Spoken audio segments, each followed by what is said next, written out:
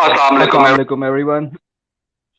I'm hope that I'm audible. This is Anti, team lead of Pakistan Strategic Forum and the co-founder of the PSF. Today our topic is the question answer sessions regarding GF17 Thunder Block 3 and J10C. And by the way, this question answer session will be recorded on the request of our esteemed followers. So we will be uploading it on our YouTube channel, which is Pakistan Strategic Forum. Last but not the least, we have four speakers actually. Aero board, governed by the Whiskey Papa, senior member of Pakistan Strategic Forum. Then we have Darya Khan, a very senior aviation enthusiast and defense expert. Then we will have Heather Ulhateen, the head of Pakistan Strategic Forum's Aero board, basically the air board. Uh, so we will start our question and session. For the those people who will be asking the questions, there is a small guideline which says that you have to ask a very straight question to the speaker and keep it short. Okay, thank you. So Blackbird, you can start taking the questions one by one. Sure, I'm ready. I'll start taking the people one by one. So we have Saad Iqbal.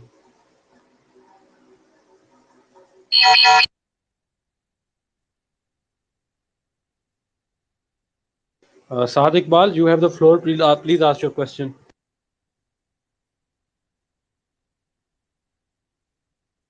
जी जी साद भाई आप हुक्म करें. Operational capability of JF-17 Thunder in different climates. और दूसरा ये कि जो यार सॉरी फॉर इंटरप्शन, मेरी आवाज आ रही है? Yes, Heather, loud and clear.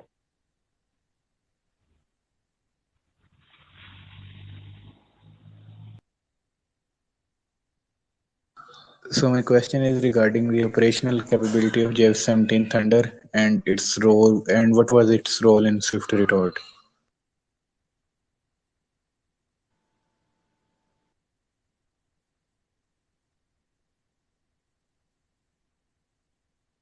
आपका ये सवाल किससे? आप उस बंदे का नाम ले लें काइंडली, या उसका टैग ले लें. Okay, just give me a second.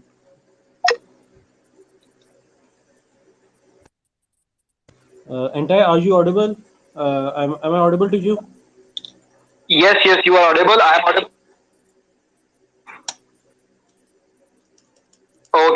Okay, thank you. Saad bhai, please ask your question again.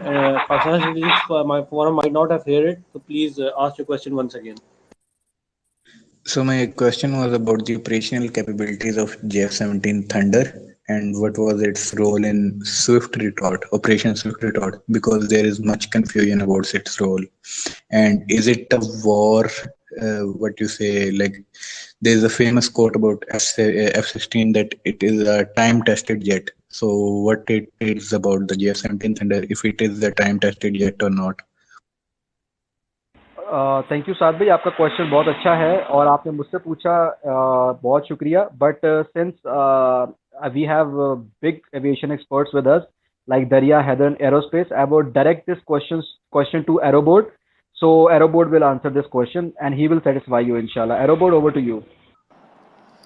जी अस्सलाम वालेकुम. तो the first part of your question was के operational capabilities of the JF-17. तो I'm gonna construe कि आप ये पूछ रहे हैं कि किन किन सिनेरियोज़ में, किन मिशंस में इसको यूज़ किया जा सकता है इस प्लेटफॉर्म को. तो जो JF-17, एज यू नो, आपने पहले ये क्वेश्चन पूछा था कि वेदर कंडीशंस में तो मॉडर्न जेट्स ऑलमोस्ट सारे ऑल वेदर जेट्स होते हैं. ये जो हमारा क्वेटा है वहाँ भी JF-17 है और स्कर्दू में भी JF-17 है. तो वेदर की कराची में ऑलमोस्ट पाकिस्तान में जिस तरह आपको पता है all seasons and climates exist, ranging from very high temperatures in Sindh to very low temperatures in the north. तो ये एक मॉडर्न जेट है, इस पे वेदर का कोई उस तरह इफेक्ट नहीं आता जिस तरह आप एक्सपेक्ट करते हैं कि सेकंड जनरेशन जेट्स पे आए. बाकी जो कैपेबिलिटीज़ की बात है तो it can perform all kinds of missions जो मॉडर्न एयर वॉरफेयर में यूज़ होती हैं. एंटी शिपिंग रोल, जिसके अंदर इसके पास दो डिस्टिंक्ट प्लेटफॉर्म्स हैं, C-822 मिसाइल और C-400 AKG. उसके अलावा air to air currently the JF-17 Thunder employs 1 2 3 4 5 different air-to-air missiles. उसके अलावा suppression of enemy air defenses, destruction of enemy air defenses, electronic warfare, ground strike, precision strike, standoff strike. Basically anything that you would want to do with a modern air force वो JF-17 perform कर सकता है. बाकी आपने पूछा था कि operation swift retort में इसका क्या रोल था, तो आपने मेंशन किया कि इसके अराउंड कन्फ्यूजन है. कन्फ्यूजन आई रियलाइज़ कि कहाँ से स्टेम होती है. हमारे मिलिट्री स्पोक्स पर्सनस ने the very beginning of the days after operation swift retort statement दी थी कि F-16s were not used in the operation, which is a true statement, लेकिन उसका कॉन्टेक्स्ट जो है वो हर बंदे को पता होना चाहिए.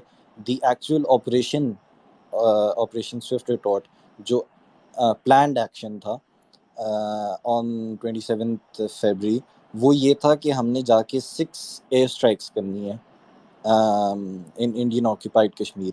तो वो एक्चुअल ऑपरेशन था.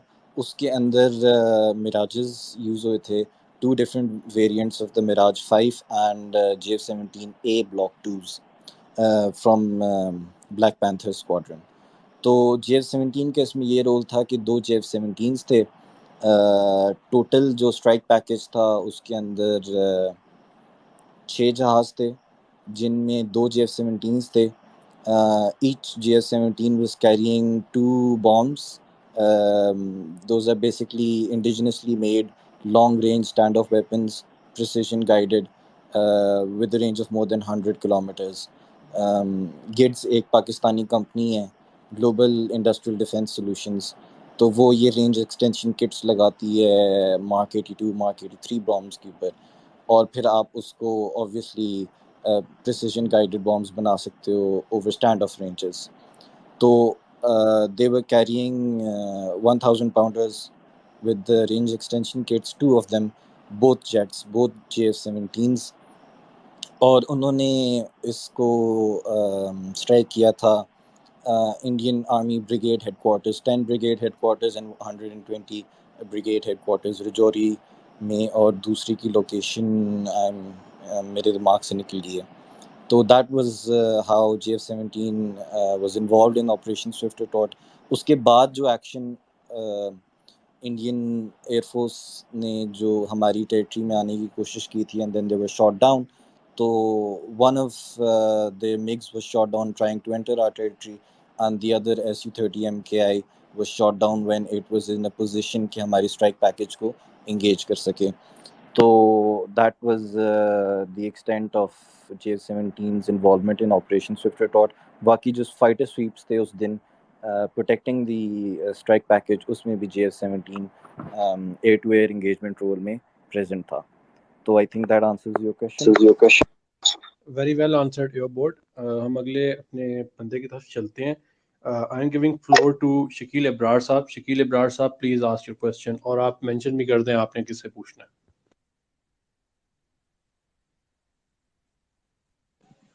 हेलो हेलो, अस्सलाम वालेकुम. You are loud and clear. Please ask your question.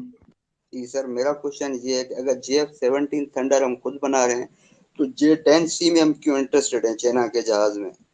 Difference दोनों की बात बता दें, मेहरबानी. थैंक यू सर, ये आपका क्वेश्चन अच्छा है. मैं ये क्वेश्चन डायरेक्ट करूंगा दरिया खान को. Darya Khan, please if you like to answer this question. Thank you. Sure, thank you, Antai. So the basic thing is कि JF-17 Block 3 और J-10C के अंदर कैपेबिलिटीज ऑलमोस्ट सेम है, क्योंकि दोनों का एक सॉर्ट ऑफ ओरिजिन सेम है, ठीक है. और कैपेबिलिटी वाइज JF-17 Block 3 एक light to medium weight category का फाइटर है, where J-10C is purely a medium weight fighter जो कि आपको 7000 kg से ज़्यादा पेलोड ऑफर कर रहा है. वाइल द JF-17 उसकी एयरफ्रेम डिज़ाइन की वजह से, उसकी इंजन परफॉर्मेंस की वजह से हम उसको इतना ज़्यादा ओवरवेट नहीं कर सकते. उसके ऊपर इतने ज़्यादा क्वांटिटी के अंदर और इतने ज़्यादा डाइवर्स वेपन्स आप एक वक्त में उसके ऊपर एम्प्लॉय नहीं कर सकते. There are also avionic restrictions जिनकी वजह से इस तरह के एक जहाज़ को एम्प्लॉय करना, एक लाइट वेट कैटेगरी के जहाज़ को एम्प्लॉय करना रिलेटिवली काफ़ी मुश्किल होता है। जिस चीज़ को JF-70 आपका J-10C जो है वो बहुत अच्छे से कैटर कर सकता है। It's a purely a medium weight category fighter aircraft. उसका इंजन जो है दैट इज आल्सो वो उसकी एक जो रिक्वायरमेंट पावर रिक्वायरमेंट्स है उसको बहुत अच्छे से मीट करता है। उसकी जो एक मैन्यूवरिंग कैपेबिलिटीज है उनको एड्रेस करने के लिए J-10C का इंजन एक मीडियम वेट कैटेगरी के फाइटर के लिए परफेक्ट है। JF-17 ब्लॉक 3 का इंजन भी किल्मॉव RD 93MA जो कि बेसिकली इस वक्त रूमर्स के अंदर है कि वो है ब्लॉक 3 के ऊपर, तो वो ब्लॉक 3 के लिए तो एक अप्रोप्रिएट इंजन है। But again coming back over to the requirements, और एक और चीज जो यहाँ पर ऐड करने की है वो एक इसकी एंड्योरेंस भी मैटर करती है। JF-17 आपका फेरी रेंज जो कि आपकी एक्सटर्नल फ्यूल टैंक्स के साथ है that is around 3000 kilometre, while जो J-10 है उसकी ये रेंज कुछ ज्यादा है। और with more payload capabilities and with more computing power on board इन चीज़ों को और भी कई डोमेन्स के अंदर यूज़ किया जा सकता है। जहाँ तक बात है कि आप ड्रोन्स को इंटीग्रेट करके अपने साथ एज अ वेपन यूज़ करेंगे जब इंशाल्लाह इन नियर फ्यूचर, तब वहाँ पर ये चीज़ें बहुत ज़्यादा मैटर करेंगी। Thank you Thank you, and thank. Very well answered, Darya Khan. Moving on to the next person, I am giving floor to Usama Mughal. Usama Mughal, you have the floor. Please ask your question.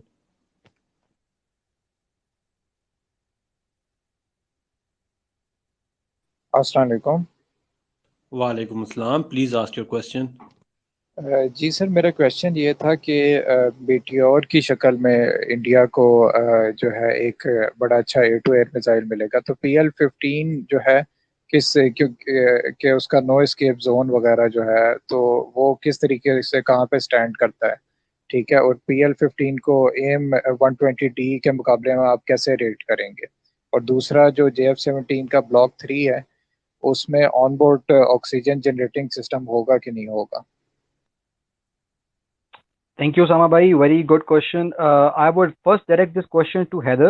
And since we have Aeroboard as well, तो हम थोड़ा सा उनसे भी लेंगे, लेकिन मैं ये चाह रहा हूँ कि एक क्वेश्चन का आंसर सिर्फ एक ही स्पीकर दे ताकि हम मैक्सिमम क्वेश्चंस ले सकें। सो पहले हैदर भाई जवाब दे दें, then a short version of it will be given by the Airboard. Thank you. यार जो PL-15 है ना, अगर आप उसे बेहतर नहीं कह सकते ना M120D से और जो है मीटियर से, तो वो उनसे लेस भी किसी तरह नहीं है, ठीक, क्योंकि ये एक्टिव रेडार जो है मिजल है, डुअल पल्स थ्रस्ट मोटर है इसकी, ठीक है।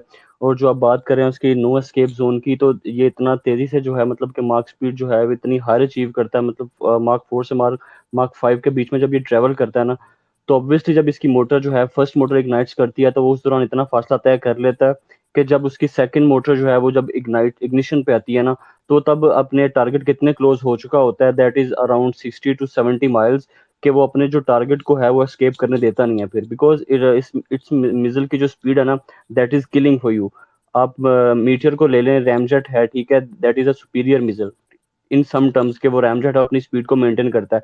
लेकिन जो एक बैड इफेक्ट PL-15 का है वो ये है कि अपनी काइनेटिक एनर्जी को मेंटेन करना थोड़ा इसका मुश्किल होता है, क्योंकि ये जो है ब्रीदिंग मिजल नहीं है, जबकि मीटियर जो है ब्रीदिंग मिजल है। लेकिन वो वहां पे आके इस चीज को कवर कर जाता है कि जब उसके डुअल पल्स मोटर है ना, वो इस चीज का जो उसका लैग है ना काइनेटिक एनर्जी को जो है मेंटेन करने का, वो इसको ओवरकम कर जाती है। जब उसकी डुअल मोटर जो है सेकंड मोटर इग्निशन अपना लेती है ना, तो तब उसको दोबारा ऐसे वही स्पीड और वही वही काइनेटिक एनर्जी दे देती है, जिसकी वजह से जो है वो अपनी किल को जो है मैक्सिमम अचीव करता है और एक अच्छी रेंज पे अचीव करता है। Recently we saw in Shaheen exercises, उसने जो है मतलब कि एक काफी अच्छी रेंज पे जो है अपना टारगेट जो है वो अचीव किया। और सेकंड बात आप जो कर रहे हैं on board oxygen generating system की, तो वो ब्लॉक 3 में भी नहीं आएगी, ठीक है। Over to Airboard. अच्छा, मैंने सोचा कि दरअसल लोगों को ना जनरली पता नहीं होता कि how missiles work, air to air missiles या सरफेस टू एयर मिसाइल्स। तो क्योंकि मूवीज़ में और हॉलीवुड में ज़्यादातर दिखाया जाता है कि मिसाइल फायर हुई है, फिर उसका इंजन फायर हो रहा है और वो 15 20 यस 30 यस। सेकंड के लिए, पूरे मिनट के लिए इंजन फायर किया जा रहा है और वो जहाज़ इधर उधर हो रहा है और मिसाइल भी उसके साथ इधर उधर हो रही है। So that doesn't happen. होता ही है कि need coordinates, you would need कि जो आपके ऑन बोर्ड फाइटर के ऊपर रेडार है, it would need to lock on track the bogey और फिर उसको एक फायरिंग सोल्यूशन मिले so that the missile can be fired in the right azimuth and direction and all those things. तो when a missile, an air to air missile is fired, तो उसके अंदर there's a very short amount of firing time.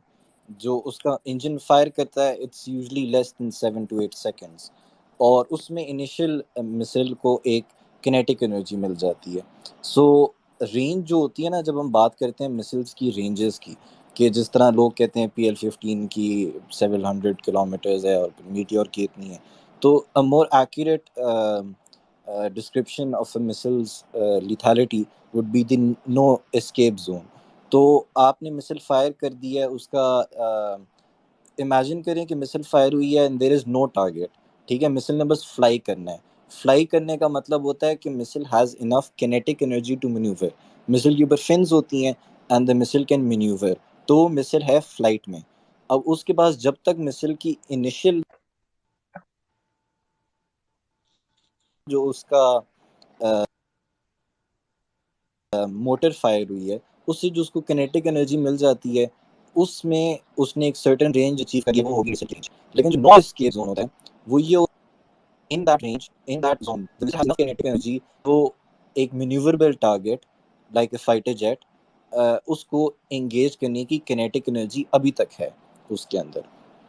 अब meteor पे आ जाए. Meteor की special बात यह है कि इवन उसका एक एयर ब्रीथिंग इंजन है, रैमजेट इंजन है, मीनिंग के it burns more efficiently, longer, or even at end of flight, end of the missile flight, it would have a sufficient amount of kinetic energy.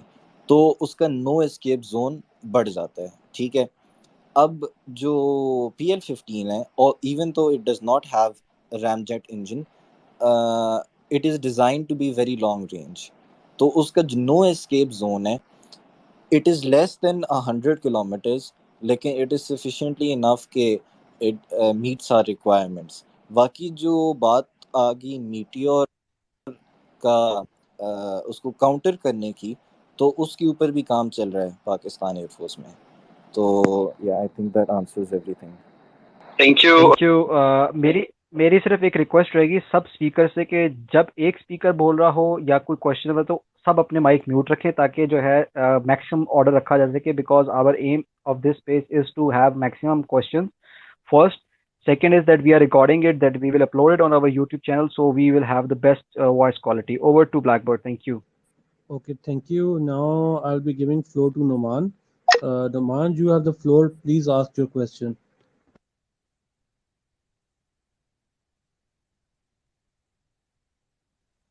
अच्छा, इसमें मैं एक चीज़ add कर दूं कि क्वेश्चंस जो हैं आप सिर्फ JF-17 और ब्लॉक 3 और G10C वो तो मेन हमारे टॉपिक्स हैं, लेकिन और भी बहुत सी डेवलपमेंट्स हुई हैं पाकिस्तान आर्म फोर्सेस के लिए. फॉर एग्जांपल जो मिल्जिम क्लास है, बाबर क्लास, जिना क्लास, अगर आप नेवी के बारे में कोई क्वेश्चन पूछना चाहते हैं या एयरफोर्स के किसी और प्लेटफॉर्म के बारे में, जो आज अनका ड्रोन क्या डेवलपमेंट हुई है, एरोबोट एनीथिंग. एरोबोट हम इस तरह करेंगे, उसके लिए ना कल एक या परसों एक और सेशन कर लेंगे. इस वक्त जो है ना ब्लॉक 3 और J10C रहते हैं, because it's already a very vast topic, क्योंकि लोग इस तरह के टॉपिक को लेके बड़े बड़े सवाल निकाल के ले आते हैं.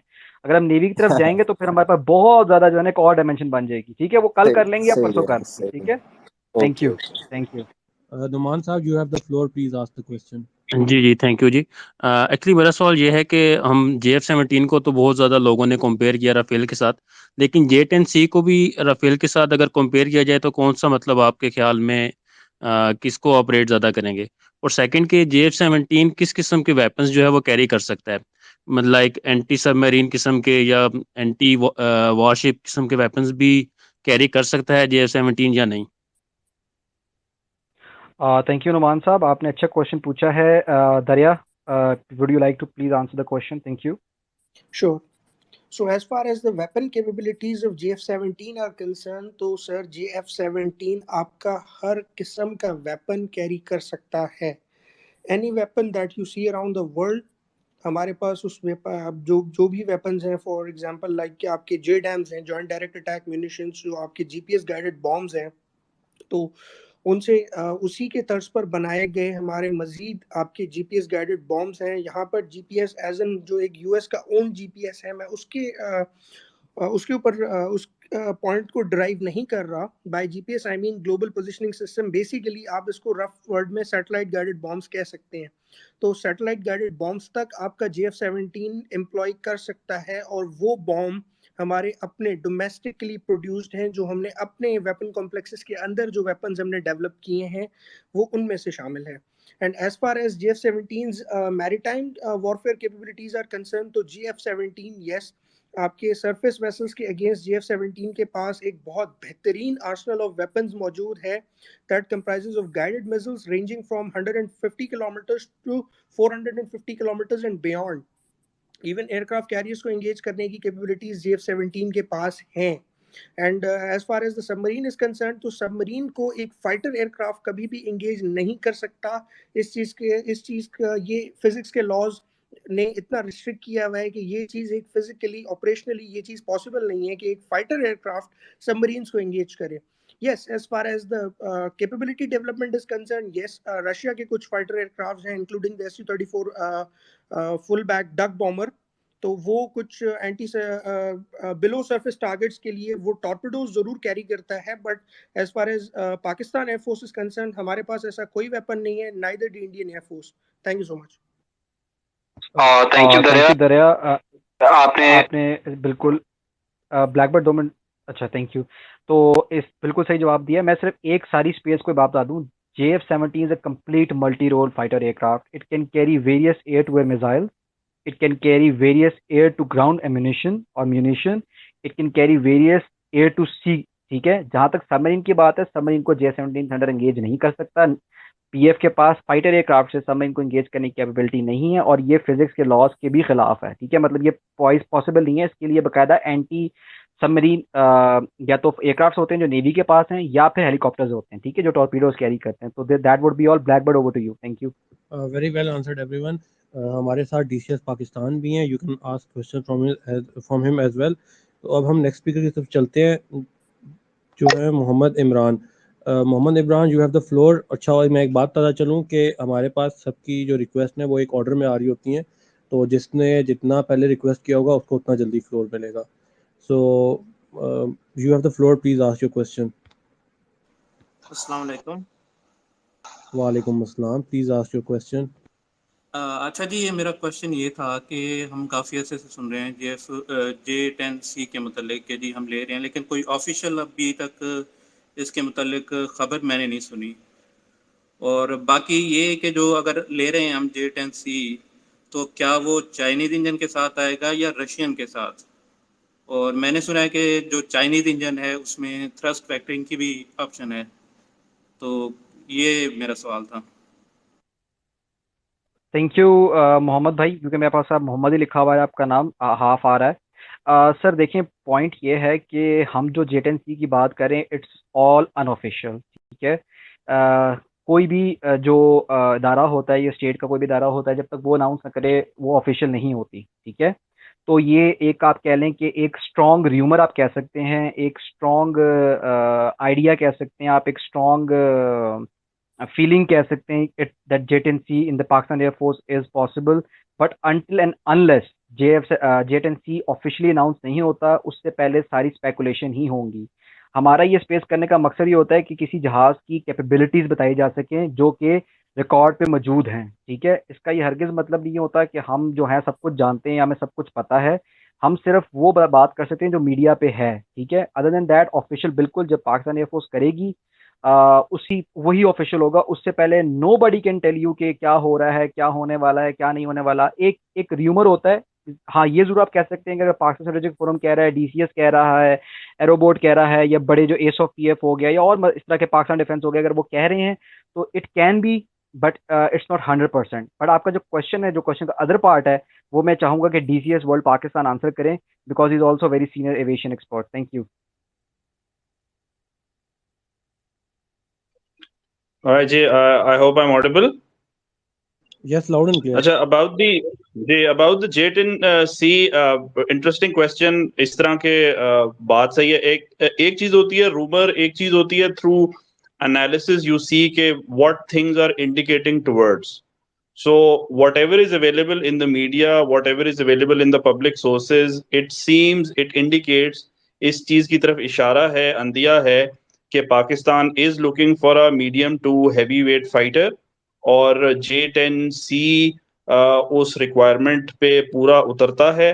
J10C पाकिस्तान आ भी चुके हैं मुख्तलिफ एक्सरसाइजेस पे, और इस चीज की तरफ बड़ा स्ट्रॉन्ग इंडिकेशन है कि पाकिस्तान उस चीज को एक्वायर करने में इंटरेस्टेड हो, to counter the acquisition of Indian Rafale as a short to medium term option या सोल्यूशन आप उसको कह लें.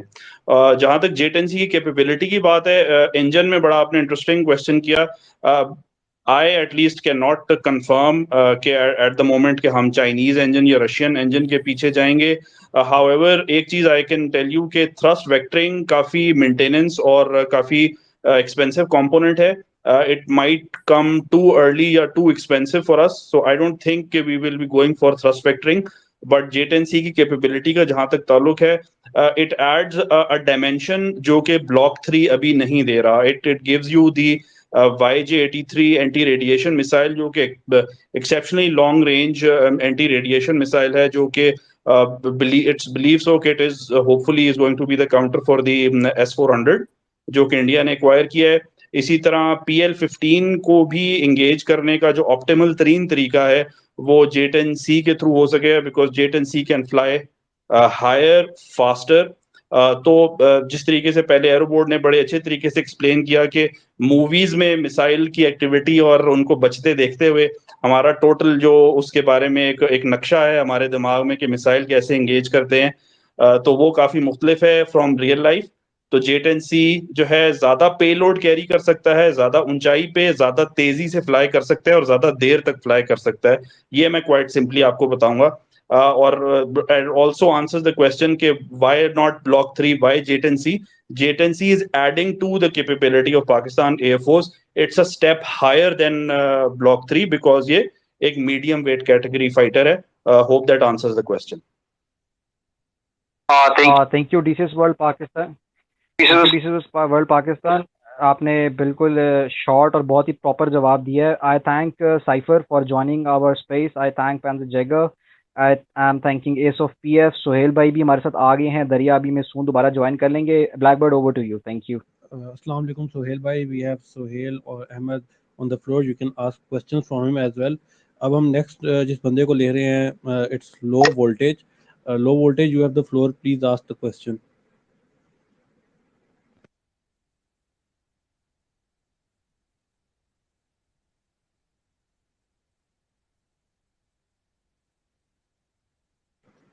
Low voltage, you have the floor. Please ask the question, or we have to move forward.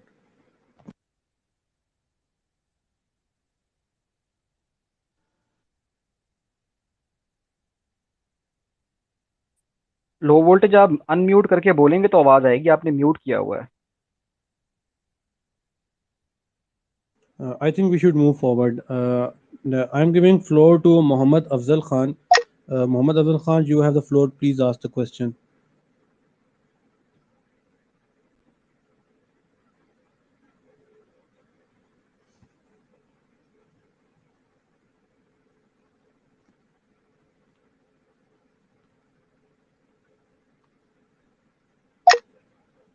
I think so. Blackbird, you can move forward. Okay, मैंने मोहम्मद अफजल खान साहब को दिया था floor, but he is not available right now. So let's move forward. I'm giving floor to Amar Durrani. Walaikum salam, sir. Please ask your question. Kindly let me know the capability of PF today vis-a-vis India, the numerical and the quality of our aircraft. Though I know this, we have top guns, world best, alhamdulillah. But I would like to learn the superiority in air of PF as against our arch enemy India. Thank you sir, आपने question पूछा। मैं सिर्फ ये बता दूं कि मोहम्मद अफजल खान साहब जो हैं, I think so, if I am not wrong, he was secretary of Pakistan election commission, if I am not wrong. तो सर बहुत सीनियर हैं, सर का सवाल बहुत ही अच्छा है। आई वुड लाइक के सुहेल भाई आप जवाब दे सकें।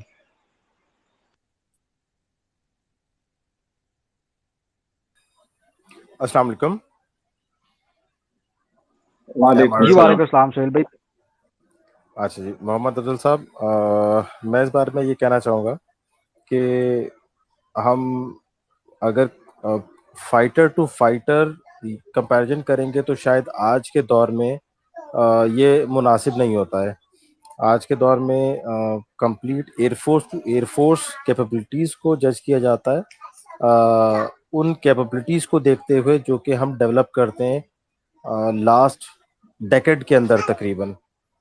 अच्छा, इसमें आपके सामने ये देखा जाता है कि मॉडर्न एयर कॉम्बैट के अंदर किस तरह से आप अपने एसेट्स को एम्प्लॉय करते हैं, डिफरेंट कॉम्बिनेशंस बना के एसेट्स के। इसी तरीके से हमारा एनिमी भी इन चीज़ों को यूटिलाइज करता है। इसकी बेस्ट एग्जांपल जो हमने देखी ऑपरेशन स्विफ्ट रिटॉर्ट 2019 के अंदर थी। बज़ाहिर एनिमी उस वक्त भी बहुत ज़्यादा केपेबल था हमसे, बट शायद उन्होंने अपने एसेट्स को प्रॉपरली एम्प्लॉय नहीं किया, उन्होंने हमको रीड नहीं किया। इस वजह से उसने बहुत ज़्यादा नुकसान उठाया। जहां वो अपने SU-30 MKI को F-16 ब्लॉक 52 या F-16 MLU से बहुत ज़्यादा ऊपर पिच करते थे, आखिर में वो ये कहने में मजबूर हुए कि हमारे पास रफ़ाल होते तो आज शायद ये काम ना होता। तो इन द सेम वे जब रफ़ाल भी आ जाएंगे और अगर उन्होंने अपनी वही हिस्ट्री को रिपीट किया कि उन्होंने हमको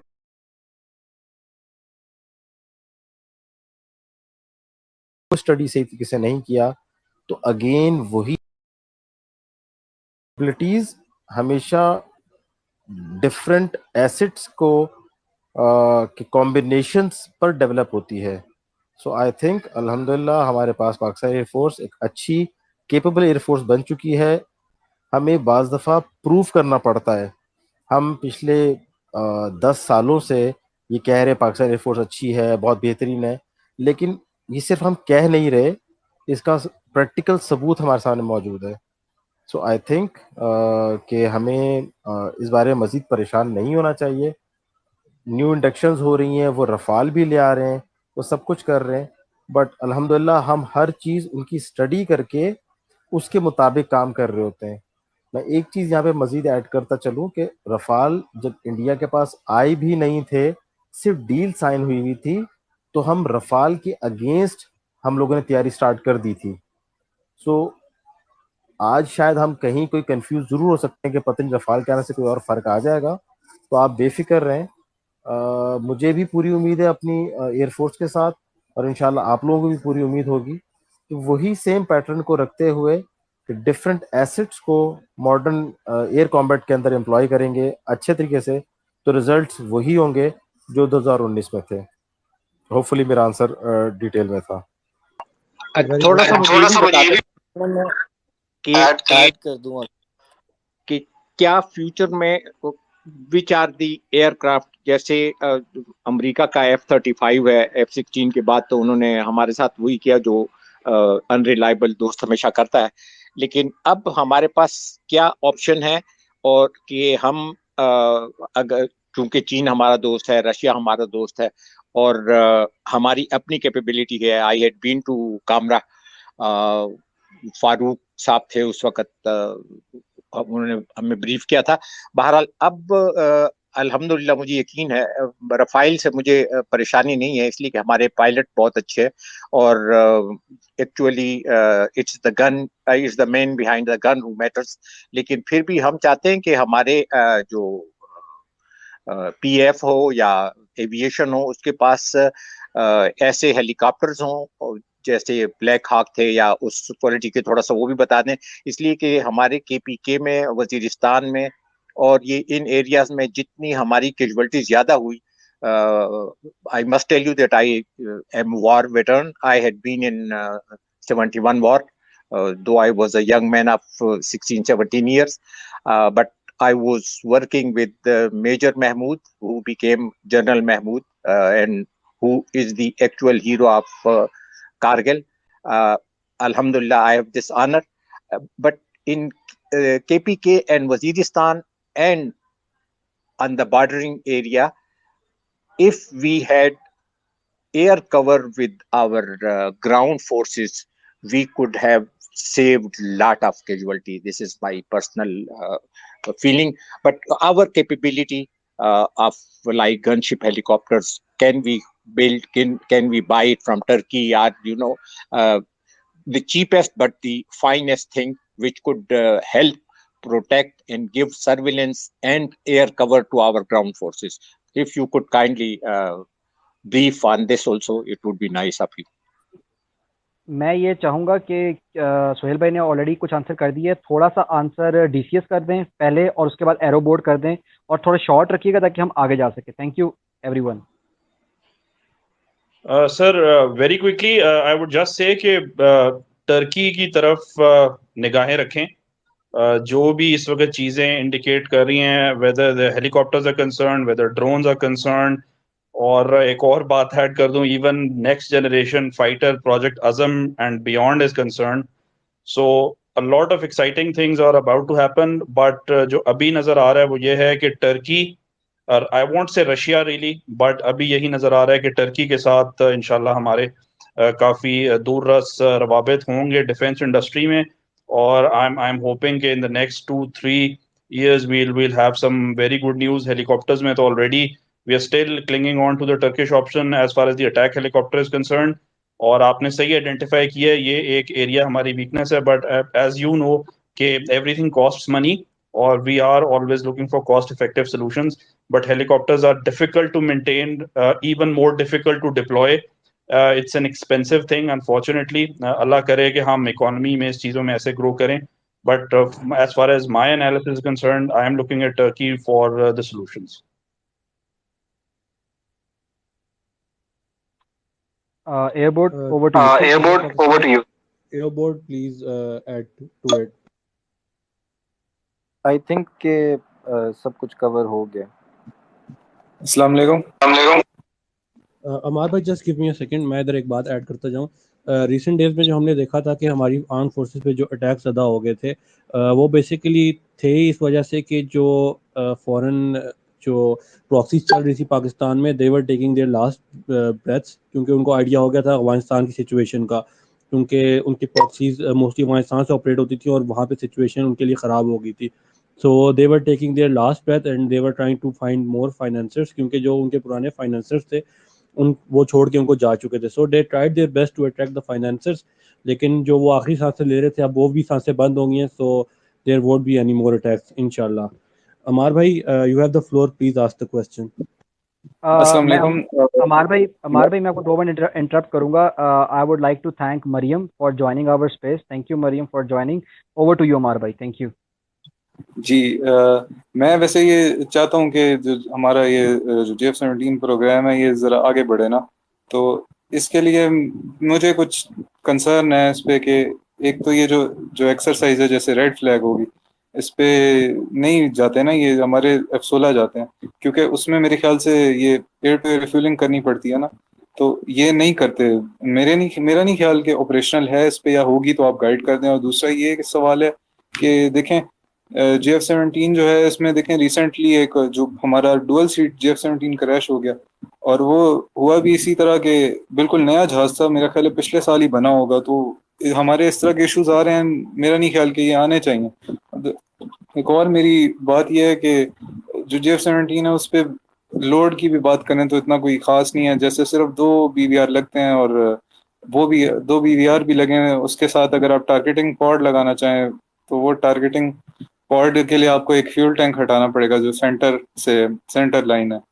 तो इसके बारे में बता दें. ये बहुत सारे, मेरे नहीं ख्याल कि ये कोई बहुत हाई टेक है जिस तरह हम इसको राफेल से कंपेयर करते हैं. तो ये एक लाइट वेट फाइटर है की तरह. No. Let me add a few points over here. First of all Blackbird थोड़े से स्पीकर कम कर दें। अफजाल साहब का क्वेश्चन हो गया, उनको भी क्योंकि स्पेस क्रैश हो जाएगी। अफजाल साहब को ड्रॉप कर दें, हमारे भाई को भी ड्रॉप करें ताकि स्पीकर कम रहे, ताकि स्पेस क्रैश ना करे, क्योंकि क्रैश कर जाएगी अगर स्पीकर ज़्यादा हो जाएंगे। एक चीज़।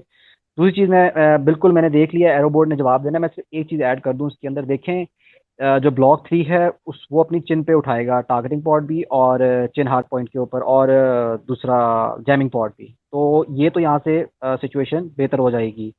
रेड फ्लैग की आपने बात की sir, red JF-17 can do air to air refuelling. We have multiple pictures, we have evidence कि वो कर सकता है। रेड फ्लैग में भेजने की कोई और रीज़न है, मैं उस पर कमेंट नहीं करूंगा, क्योंकि वो कुछ थोड़ी सी ऑपरेशनल वाली साइड चली जाती है, उधर हम कमेंट नहीं करते। लेकिन मैं फिर आगे एयरबोर्ड को दूंगा कि एयरबोर्ड जो है उसको बाकी आंसर करे। Thank you. जी सर्टेनली। रेड फ्लैग की जब आपने बात की थी ना, तो रेड फ्लैग पे होता ही है कि वो यूजुअली वेस्टर्न सिस्टम्स के साथ होते हैं, नेटो, अमेरिकन, टर्किश वगैरह। तो वहाँ हम भेजते हैं F-16s। सिमिलरली जब शाहीन एक्सरसाइजेज होती हैं चाइना के साथ, तो वहाँ हम F-16s नहीं भेजते, वहाँ हम चाइनीज़ सिस्टम्स भेजते हैं या मिराजेस भेजते हैं, F-7PG और JF-17। तो जब वहाँ जाते हैं इन एक्सरसाइजेस के लिए, तो वो इवन अगर मतलब हाई डिस्टेंस, लार्ज डिस्टेंसेस पे हो, तो दोनों F-16s और JF-17 air to air refuelling कर सकते हैं। इसमें कोई एविडेंस और प्रूफ की बात नहीं है। आई मीन आपने देखा होगा उसके ऊपर एक JF-17 ब्लॉक 2 के ऊपर एक रिमूवेबल ये होता है, प्रोब एंड रोग सिस्टम लगा होता है। तो वाकई टर्की हमने JF-17s भेजे हुए हैं, हमने नाइजीरिया भेजे हुए हैं। तो लॉन्ग डिस्टेंस फ़्लाइट्स ये कर सकते हैं, ऐसी कोई बात नहीं है। हमारे पास 4 एरियल रिफ्यूलिंग प्लेन्स हैं, तो उनको हम इस चीज़ के लिए यूटिलाइज़ कर सकते हैं। बाकी जो आपने बात की थी लोड आउट की और वेट इश्यूज़ की, तो JF-17 from the very beginning इसको डिज़ाइन ही एक लाइट वेट फाइटर के तौर पे किया गया था, क्योंकि ये कॉस्ट इफ़ेक्टिव हो। आप JF-17 की कॉस्ट भी तो देखें ना, तो उससे फ़ायदा ये होता है कि हम लार्ज नंबर्स में इसको प्रोड्यूस और फिर ऑपरेशनलाइज कर सकते हैं। लार्ज नंबर्स अभी आप देख लें तो presently we have more than 140 JF-17s, जो which is larger than the entire air forces of many countries in the world. तो हम इस तरह इस एम्प्लॉयमेंट स्ट्रेटजी के ऊपर जा रहे हैं। बाकी जो आपने पॉड की बात की थी, आई थिंक जो स्टैंडर्ड एयर टू एयर या combat air patrol load out है JF-17 का, वो 2 टैंक्स हैं on the very start root of the wing के ऊपर, और फिर दरमियान में सेंटर लाइन के ऊपर आप इलेक्ट्रॉनिक वॉरफेयर जैमिंग या एसर पॉड लगा सकते हैं। फिर उसके बाद 2 ST-10s और फिर विंग टिप्स के ऊपर 2 PL-5s। तो इसको इवन दो JF-17 के ऊपर डुअल रैक्स लग सकते हैं थियोरेटिकली, इन प्रैक्टिस वो एयरफ्रेम की ऊपर जो फटीग लगता है, जो रिलायबिलिटी, मतलब कि वो एयरफ्रेम के ऊपर एक फटीग लगता है और ऊपर से जो मैन्यूवरेबिलिटी होती है जहाज़ की, वो डिक्रीज हो जाती है। तो क्योंकि हम लार्जर नंबर्स में इसको एम्प्लॉय कर सकते हैं, तो हमें डुअल रैक्स की उस सेंस में ज़रूरत नहीं है। बाकी जो आपने और ये मैं बड़े शॉर्ट सा एक्सप्लेन कर रहा हूँ, आई फाइंड इट डिफ़िकल्ट जब मुझे चीज़ें शॉर्ट एक्सप्लेन करना पड़े, क्योंकि ये बहुत कॉम्प्लेक्स क्वेश्चंस हैं जिनके ऊपर 1-2 पेजेस आंसर के ऊपर लिखे जा सकते हैं। बाकी जो आपने बात की थी क्रैश के बारे में, तो जो क्रैश थी वो it wasn't due to an internal technical problem with the jet, वो एक बर्ड स्ट्राइक थी। तो it can happen to any jet and it has been happening to any lot of jets. एक F-15 क्रैश हुआ था इसी साल California में, वो भी बर्ड स्ट्राइक की वजह से।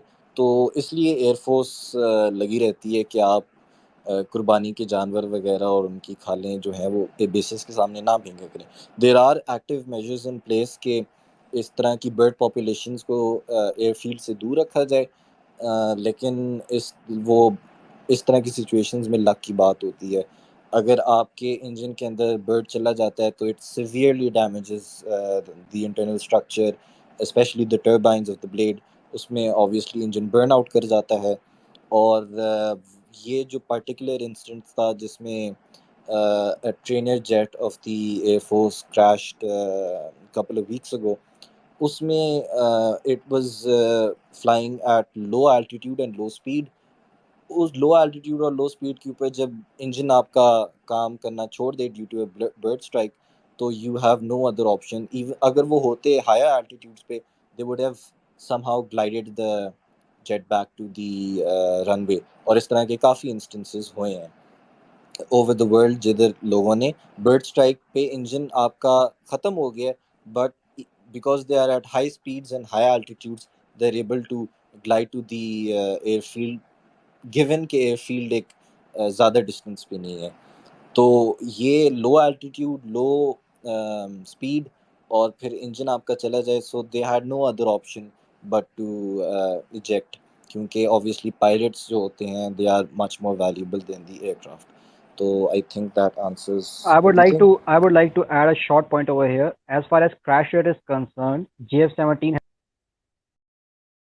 no less crash rate as compared to other modern fighter jets in the world.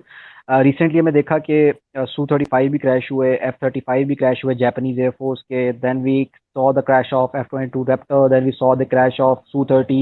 So crashes are the part of the aviation, ठीक है। JF-17 थंडर के बहुत ही कम क्रैशेस हैं, अगर आप उसकी हिस्ट्री उठाएं तो दे आर जितने वो ऑपरेशनल हैं एज कम्पेयर टू उनके क्रैशेस के बहुत कम हैं। लास्ट में एक चीज़ ऐड करूंगा before going to the next person for the question, वो ये है कि देखें ऑब्वियसली जब हमारे कुछ चीज़ क्रैश करती है, स्पेशली द JF-17 थंडर, हमें हमारा जो एक नेबर है उसकी तरफ से बहुत ज़्यादा ना अजीबोगरीब किस्म का क्रिटिसिज्म सुनने को मिलता है। तो उसके लिए तो सिर्फ आप एक जवाब तैयार रखें कि फर्स्ट ऑफ ऑल कि number of the serving JF-17 thunders is very good, very healthy as compared to its crash rate. First thing, second thing is कि all the aircraft in the world crash, specially the aircraft who fly, सही है। तो जो चीज़ fly नहीं करती है वो crash भी नहीं कर सकती। तो मॉडर्न एग्जांपल्स मैंने आपको दे दिए हैं, Su-35 रिसेंटली क्रैश हुए, J-10 क्रैश हुए चाइना के, F-35 क्रैश हुए, F-22 रैप्टर क्रैश हुए, F-15 क्रैश हुए, अमेरिका के F-16 क्रैश हुए। तो ये क्रैश होना कोई इतनी बड़ी बात नहीं है, और ड्यू टू बर्ड स्ट्राइक तो बिल्कुल ही कोई मसला नहीं है। So it's not the problem with the aircraft, it's no issues. एक चीज़ मैं आखिरी इसमें ऐड कर दूं, whenever a modern combat fighter jet is start enrolling into the air force, especially talking about the Bravo or any other modern fighter air jet, तो उसके अंदर ये होता है कि सम टाइम क्रैशेस हो जाते हैं, लेकिन ये रिसेंट जो हमारा क्रैश हुआ है it's purely due to the bird strike, so it's not a problem at all. Over to Blackbird, thank you. अच्छा, I would like to add one thing over here. जिस तरह ये भाई बात कर रहे थे कि हमारे JF-17 रेड फ्लैग में नहीं जाते, तो let me add one thing over here. JF-17 is used in combat commander school, और combat commander school is considered as one of the best school, fighter training school, and it is rated more than red flag sometimes. So if JF-17 Thunder is operational in combat commander school, it proves that JF-17 is a very good fighter. Now moving towards once again towards low voltage. Low voltage, you have the floor. Please ask the question.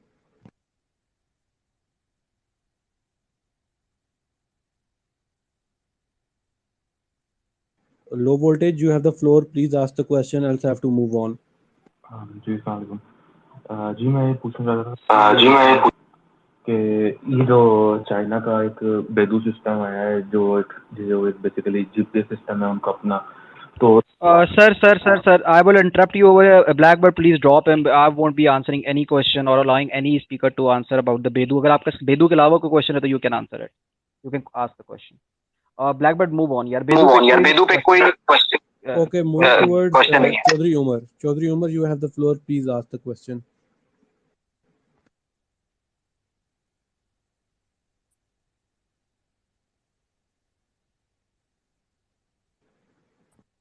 Chaudhry Umar, you have the floor. Please ask the जी question. Thank you Blackbird ji. मेरा question जो है वो S-400 के related है। आपने Rafale के बारे में बता दिया और ब्रीफली बताया, तो मेरा क्वेश्चन ये है कि जब S-400 की ये करेंगे, इंडियन जो है वो अबडक्ट करेंगे, तो उसके जो है पाकिस्तान पे क्या इम्प्लिकेशन होंगी? PAF ने उसके काउंटर मेजर में वो क्या कुछ हमारी क्या तैयारी है उसके बारे में? और दूसरा मेरा क्वेश्चन है वो काइंडली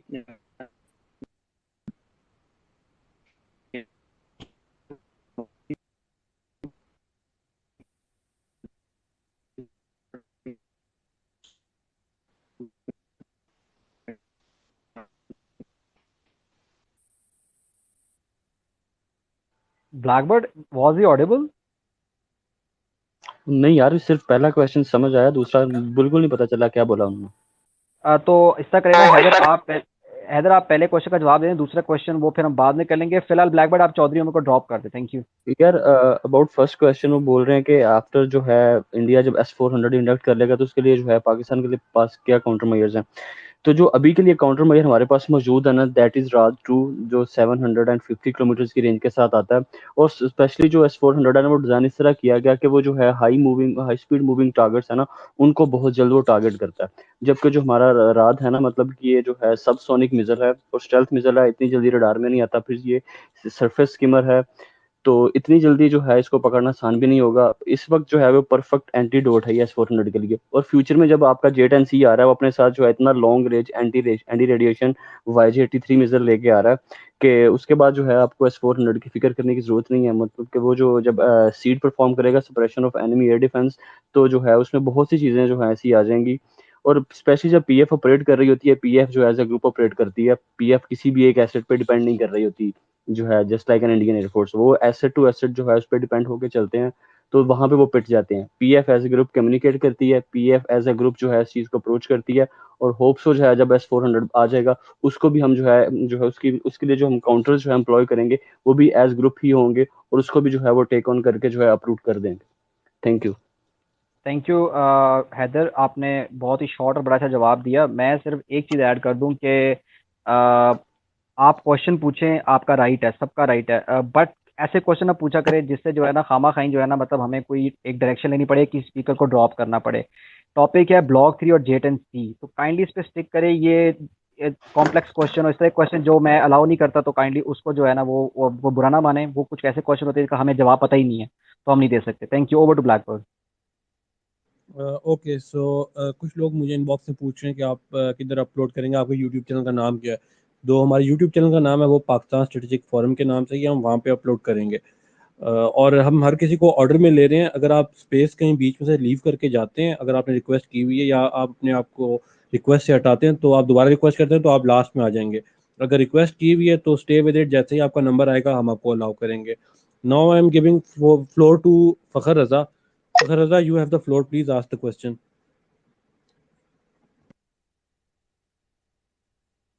दरिया को तो स्पीकर पे ले लें। ब्लैकबर्ड प्लीज दरिया को स्पीकर पे ले लें, काफी देर से He's on a speaker, he's on a speaker.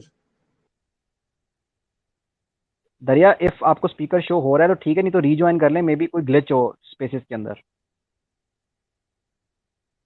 Fakhar साहब, you have the floor, please ask the question.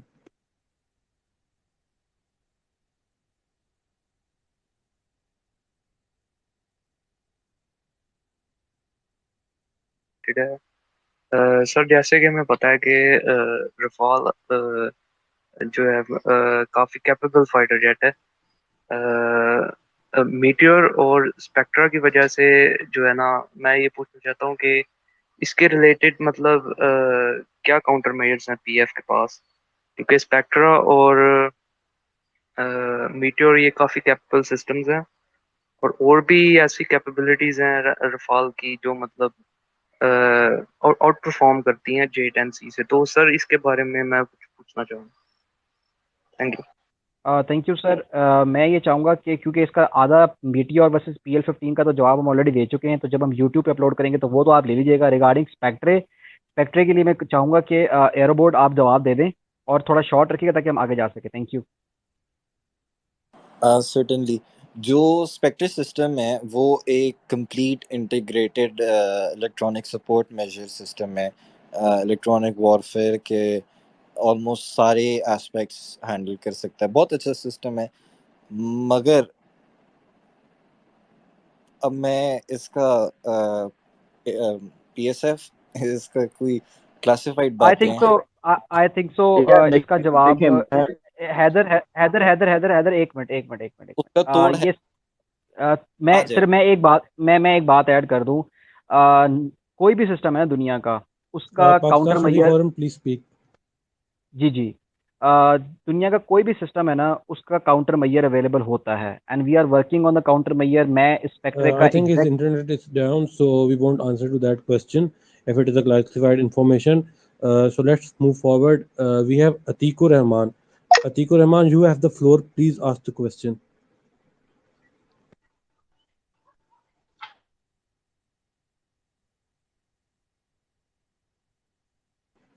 Atikur Rahman, you have the floor. Please ask the question, else I have to move forward.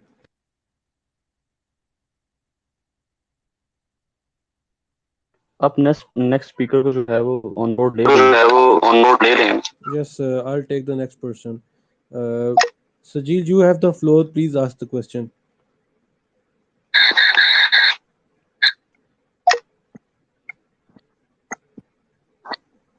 Sajil, you're not audible. Please दोबारा बोलिएगा. We can't hear you. जी अस्सलाम वालेकुम। I will interrupt you for a second. 2 minute अपना mic mute करें। Blackbird, ये दरिया speaker पे क्यों नहीं हो पा रहे हैं? I don't know. मैंने इनको स्पीकर के लिए अलाउ किया हुआ है. He's showing as a speaker in front of me.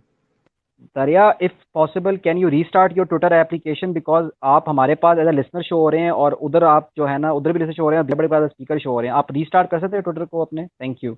Sajeel भाई, over to you. Okay, thank you very much guys. मेरा क्वेश्चन थोड़ा सा डाइवर्टेड है एज जो करंट हमारा सेशन चल रहा है, बट इट्स वेरी इंपॉर्टेंट। सबसे पहले तो ये है कि हमारा जो इंडियन इंजीनियरिंग प्रोग्राम है वहाँ उसमें हम कहाँ तक पहुँच गए चुके हैं और मतलब हमारी क्या अपडेट्स हैं उसके मुतालिक। और सेकंड मेरा जो क्वेश्चन है वो रिगार्डिंग यूएवीज़ है कि हम मतलब चाइना की मैं एक स्ट्रेटेजी फॉर्म पढ़ा था तो उसके अंदर वो बता रहे थे कि हाउ दे आर एम्प्लॉइंग यूएवीज़ जो कि नेक्स्ट जनरेशन कॉम्बैट उनके जो प्रोग्राम्स हैं। तो हमारे पास कोई ऐसी मेजरमेंट्स हैं या हमारे पास कोई ऐसे प्रोग्राम्स हैं जिसमें हम यूएवीज़ को डिप्लॉय कर सकें अगेंस्ट एनिमीज़? तो I would like to. Thank you Sajeel भाई, आपका क्वेश्चन अच्छा है, बट सिंस हमारी स्पेस ब्लॉक थी और जेडेंसी पे एक चीज़, दूसरी चीज़ ये थोड़ा सा ना नहीं, एयरबोर्ड मुझे पता है आपको जवाब पता है इस बात का, बट इस क्वेश्चन का जवाब अभी हम अवॉइड करेंगे देना बिकॉज इट्स जो आपने क्वेश्चन पूछा है इट्स ऑनगोइंग प्रोजेक्ट और it's some sort of not thing to comment on right now. थोड़ा सा वेट करें, इंशाल्लाह किसी दिन हम फिर इस पे कमेंट करेंगे। ब्लैकबर्ड, आप फॉरवर्ड आगे जा सकते हैं। Thank you. Okay, so now I am giving floor to Sharyar. Sharyar, you have the floor. Please ask the question.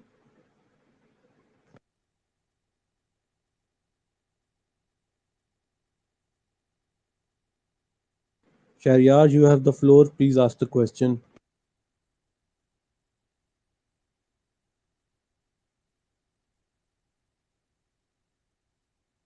Shahryar भाई अनम्यूट करें। शहरियार भाई प्लीज अनम्यूट करके बोलें। This is the last time, फिर उसके बाद मुझे आगे फॉरवर्ड मूव करना पड़ेगा। आवाज आ रही है आपको? Yes, loud and clear. जी, मेरा फर्स्ट क्वेश्चन जो था वो रिलेटेड था, ये ट्विन इंजन से रिलेटेड था कि इंडिया के पास जो है वो इस वक्त 2 ट्विन इंजन जो हैं वो फाइटर जेट्स हैं, मेरे ख्याल से SU-30 है और एक MiG-29 है शायद। तो मैंने ये पूछना था कि क्या हमारी इससे कोई एडवांटेज इंडिया को हो सकता है हमारे ऊपर, या हमारे पास रिक्वायरमेंट नहीं है उसकी कि जो हम इसको अभी खरीद नहीं रहे। सेकंड क्वेश्चन मेरा ये है कि जो F-16 से रिलेटेड है कि उसमें कुछ हमें कुछ प्रॉब्लम्स आई थी कि कुछ लोग कह रहे थे कि लॉकहीड मार्टिन के साथ हमारा कोई कॉन्ट्रैक्ट का मसला चल रहा था, तो जिसकी वजह से उनके साथ हमारे अपग्रेडेशन के प्रॉब्लम चल रहे थे, अपग्रेड नहीं कर पा रहे थे अपने जहाज को। तो इसका कोई फ्यूचर में प्रॉब्लम्स हमें हो सकते हैं इसके रिलेटेड? Thank you. शहरियार भाई, आपका क्वेश्चन जो रिगार्डिंग लॉकहीड मार्टिन है, it's a topic which we can't address because of the reason that Pakistan is allied to both West, especially the US and the West and the China. So we are facing no problem at all in the upgradation of the F-16. We have recently upgraded our F-16s with the EMLU package from Turkey. जो आपका पहला question है उसका answer मैं चाहूँगा कि सोहेल भाई दे दें। Thank you. और दरिया भाई, आपका अगर अभी भी नहीं हो रहा तो मेरा ख्याल है फिर ये कोई ट्विटर का इशू है। ब्लैकबर्ड, इनको आपने माइक देने की कोशिश की दोबारा दरिया को? इनकी रिक्वेस्ट ही नहीं आ रही मुझे डायरेक्टली ये एज अ स्पीकर शो हो रहे हैं। आई डोंट नो ये क्या प्रॉब्लम है दरिया। आई एम सॉरी यार कि ये आ ही नहीं पा रहे आप स्पीकर पे। I am extremely sorry, but Sohail भाई आप इस सवाल का जवाब दे दें। Thank you. अच्छा, जहाँ तक ट्विन इंजन की बात हो रही है कि ट्विन इंजन क्यों नहीं यूज कर रहे हम लोग, और इंडिया इंडिया दो नहीं, इंडिया 3 यूज कर रहा है। मिग 29 है, SU-30 है, और अब उनके पास जो है वो एक और है एसेट। अच्छा, कमिंग टू द पॉइंट के हमने कभी ट्विन इंजन को यूटिलाइज नहीं किया। हमने F6 यूज किए थे ट्विन इंजन के साथ, उनको यूटिलाइज किया था कि उसके बाद जब हमने अब स्विच किया है तो राइट नाउ अब हम टोटल जो है वो सिंगल इंजन पे यूज कर रहे हैं अपने आप को। सिंगल इंजन पे डिपेंड कर रहा होता है रिक्वायरमेंट के हिसाब से, और डिपेंड कर रहा होता है कि आपका एसिड किस तरह का डिफाइन हो रहा है। हमने पास में मल्टीपल टाइम डिस्कस किया था कि इंजन कैपेबिलिटीज जो होती हैं वो पहले रखी जाती हैं और बाद में फिर जो है ना उसके स्ट्रक्चर डिजाइन हो रहे होते हैं sometimes. But I I don't think so कि हमारे पास किसी भी किस्म की कोई ऐसी रिक्वायरमेंट है राइट नाउ कि हम डुअल इंजन पे जाएं या डुअल इंजन की तरफ सोचें। हमारे पास पास्ट में यूरो फाइटर की भी एक ऑप्शन आया था हमारे पास, एवेल्यूएट किया गया था। उसके reasons I am not sure कि उसके ज़्यादा कोई रीजंस शो किए गए थे, बट वो था डुअल इंजन के साथ, बट स्टिल हमने उसको एक्वायर नहीं किया। सो एयरफोर्स ज़्यादा बेहतर इन चीज़ों को समझती है, और हमारी जो डॉक्ट्राइन है वो हमें हमेशा अब जो है वो सिंगल इंजन फाइटर की तरफ ही लेके जा रही है। तो आई थिंक इससे कोई ज़्यादा फर्क पड़ता नहीं है। Thank you. वेरी मेरा वेल ख्याल है कि मेरा इसमें ख्याल है कि मेरा ख्याल है इसमें जो है ना वो, अच्छा ब्लैकबर्ड एक काम किया करें, जब एक स्पीकर बोल के हटता है तो फिर मैं बोलता हूँ तो आप उस वक्त म्यूट ही रह करें जब तक मैं आपको ओवर का चार्ज ना दूँ। मेरा ख्याल है DCS कुछ बात इसमें ऐड करना चाह रहे हैं। DCS प्लीज आप इसमें कुछ ऐड एडिशन करना चाहें। Thank you. Actually engine configuration का जहां तक ताल्लुक है वो जहाज के वेट पे भी डिपेंड करता है, और इस चीज पे भी डिपेंड करता है कि आपने ट्रेनिंग किस तरीके की देनी है। सो पाकिस्तान के पास for example T-37 is a trainer, but it's got two engine, so वो एक डुअल इंजन एयरक्राफ्ट है, but that is design for a different purpose. At the same time J-10 is जो कि एक TCS ऑडिबल टू ऑल? जी Blackbird. DCS audible है? जी DCS audible है। ओके, सो जिस तरह J-10 है मीडियम वेट फाइटर है, but it's single engine. So Rafale, Eurofighter, F-22, F-15 and so on, they are medium to heavy weight fighters, और उसके अंदर रिडंडेंसी का फैक्टर इसलिए भी है उनकी ऑपरेशनल एनवायरनमेंट के ऊपर भी, they need a lot more redundancy as well. So dual engines play a very effective role when it comes to payload, redundancy, and the operating environment. Uh, of course, it is the more expensive option.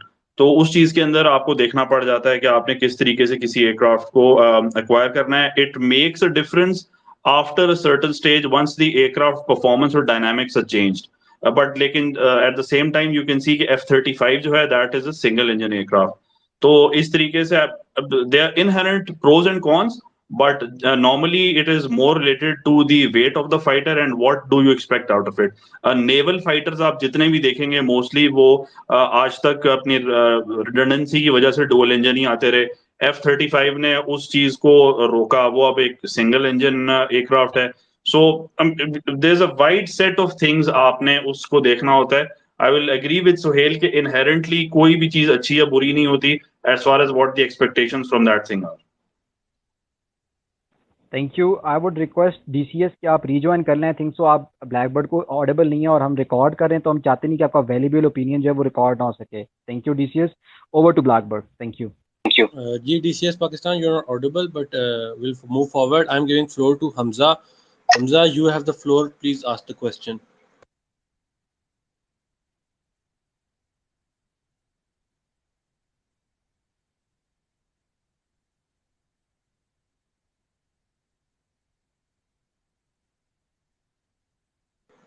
Is Hamza audible? Negative. Hamza, you have the floor. Please ask the question.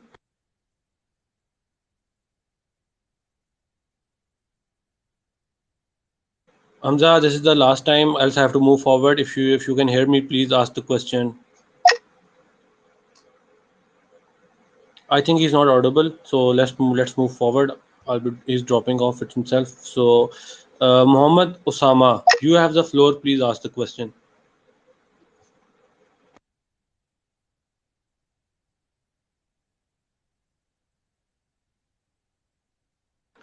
Mohammad Usama, Assalamu alaikum. You have the floor. Please ask the question.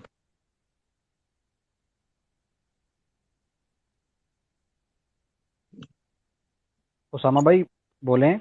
जी जी, आवाज आ रही है आप लोगों को? जी sir, ji sir.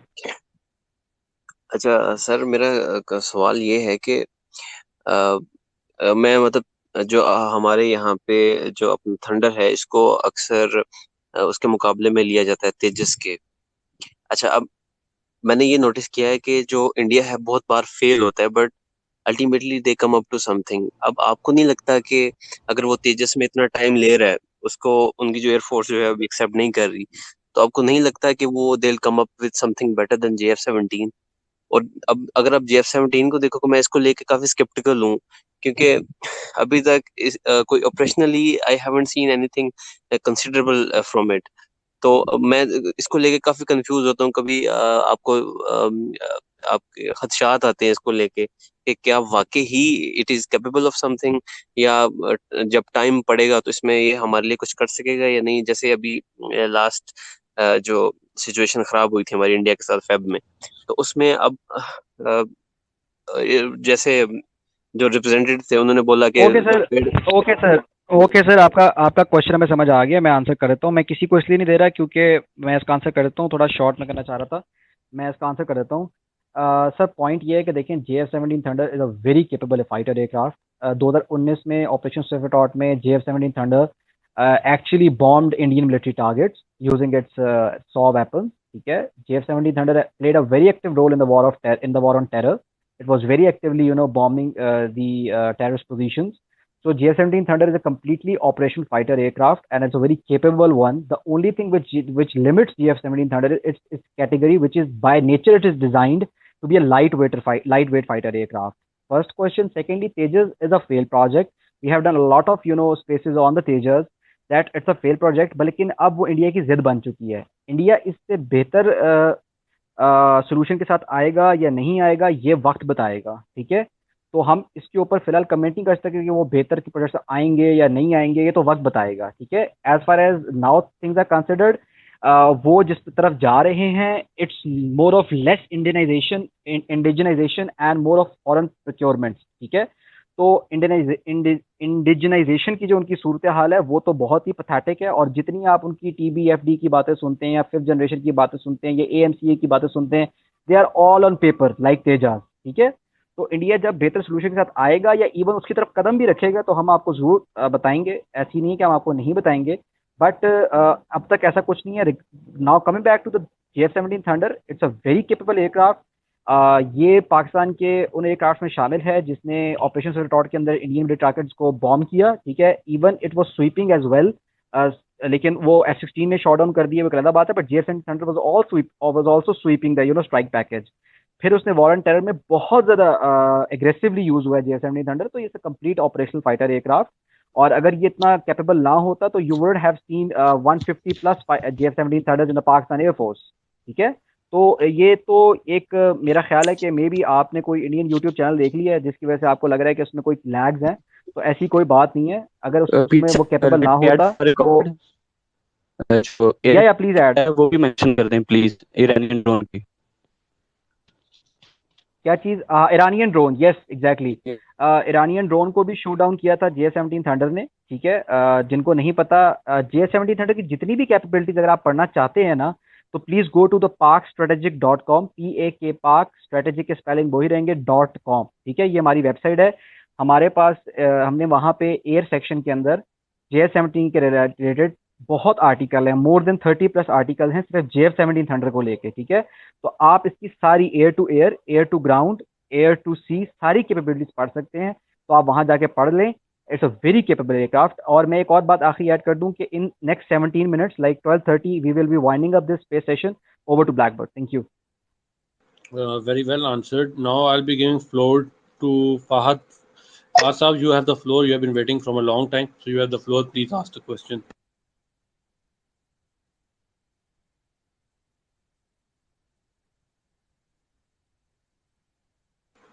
Fahad Saab, you have the floor. Please ask the question.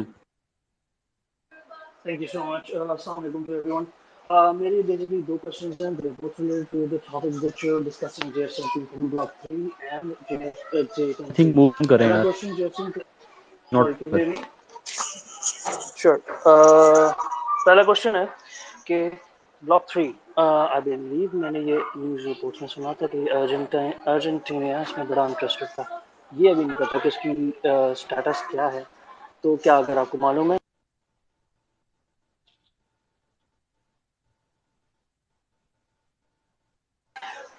मैं ये curious हूँ इससे रिलेटेड कि मुझे ये तो पता है कि उसमें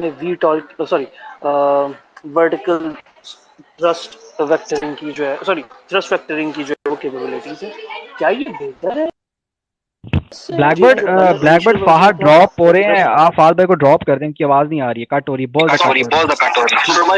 फहद भाई यू कैन रिक्वेस्ट अगेन, क्योंकि आपकी आवाज़ बहुत ज़्यादा कट रही है और you are not clearly audible, तो आप अपना इंटरनेट कनेक्शन स्टेबल करके और स्पीकर माइक्रोफोन सेट करके दोबारा ज्वाइन कर सकते हैं। I will be moving forward. Next one is Jibran Ishtiyaq.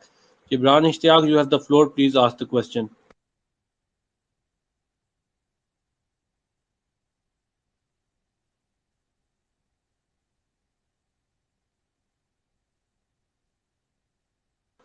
Jibran Saab, you have the floor. Please ask the question. जी अस्सलाम वालेकुम। I've got a very actually basic question है. It's just regarding the integration जो between J10C and Block 3. क्योंकि इसके बारे में पढ़ा था कि Link 17 पाकिस्तान यूज करता है, Pakistan Air Force Data Link 17. So how would that help when we use both lightweight or medium weight fighters together? Thank you. Okay, thank you, बड़ा अच्छा सवाल है। सोहेल भाई से बेहतर इसका जवाब कोई नहीं दे सकता, तो ओवर टू सोहेल भाई, थैंक यू। अच्छा, इसमें जो बात हो रही है इसकी कॉम्बिनेशन की, अगर J10C हम एक्वायर करते हैं तो उसके बाद की हम एक तरह से एक सिचुएशन को डिस्कस कर रहे हैं। इसमें जहां तक मैं चीज़ों को देखता हूं, मुझे ऐसा लगता है कि ब्लॉक 3 और J10C दोनों एक दूसरे को बहुत ज़्यादा कॉम्प्लीमेंट करेंगे। उसका एक बहुत बड़ा रीज़न ये है कि दोनों के जो वेट है, फाइटर वेट जो होते हैं, वो एक तो डिफरेंस है दोनों का।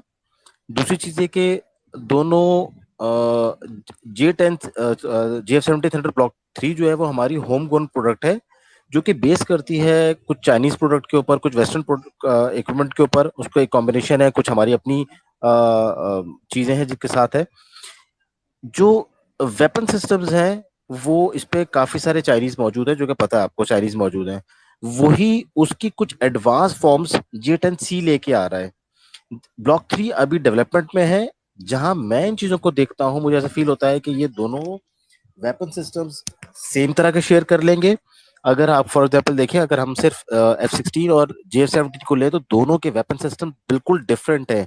अगर हमको दोबारा ये चीजें एक्वायर करनी होंगी तो हमको JF-17 के अलग से वेपन सिस्टम एक्वायर करने पड़ेंगे और F-16 के अलग, बट ये हमें J10 और ब्लॉक 3 के बीच में नहीं मिलेंगे, ठीक है।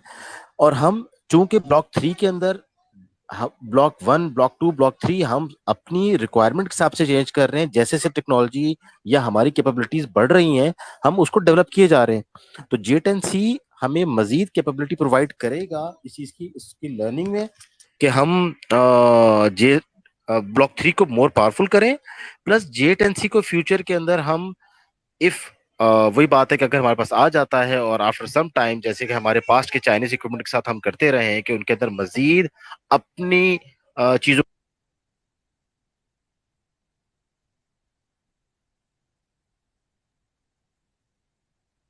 सोहेल भाई आपने म्यूट कर दिया। सॉरी, क्वेश्चन अभी क्लियर है? कहां तक मैं था? सॉरी, मुझे नहीं, ये आप पहुंचे थे जहां पे इंटीग्रेट करने की बात आप कर रहे थे। हाँ, तो फॉर मी ये दोनों जब आपस में इंटीग्रेट हो जाएंगे, इनके वेपन सिस्टम्स और इनके कॉम्बिनेशंस ब्लॉक 3 प्लस J10C के, तो ये सबसे ज्यादा डेडली कॉम्बिनेशन बनेगा।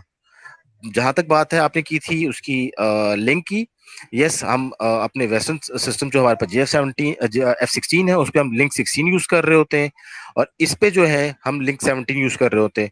तो दोनों का जो डाटा लिंक का सिस्टम है वो सेम है, तो ऑब्वियसली सेम सिस्टम पे हमें मेहनत कुछ करनी ही नहीं है। ये तो J10C एक ऐसी प्रोडक्ट है जो कि हमारे सिस्टम में आके एक जिक्सो पजल की तरह के फिट होगी। हमारे पास एवेक्स मौजूद है, हमारे पास JF-17 मौजूद है, ये ZDK-3 की मैं बात कर रहा हूँ, कराक्रम ईगल की बात कर रहा हूँ। कराक्रम ईगल के साथ हमारा नॉन लिंक 17 पे ये लोग आपस में स्टैब्लिश है। J10C आएगा, वो भी इस पे स्टैब्लिश होगा। तो ये तो जिक्सो पजल की तरह आगे एक पीस आके कनेक्ट हो जाएगा and that's it. So link 17 हो या इनके वेपन सिस्टम्स हो, तो आई थिंक ये एक डेडली कॉम्बिनेशन बनने वाला है अगर J10C को हम एक्वायर करते हैं। थैंक यू सोहेल भाई। मुझे पता है एरोबोर्ड भी इसका जवाब देना चाह रहे हैं। बिल्कुल एरोबोर्ड, आप भी इसका एक जवाब जरूर दीजिएगा।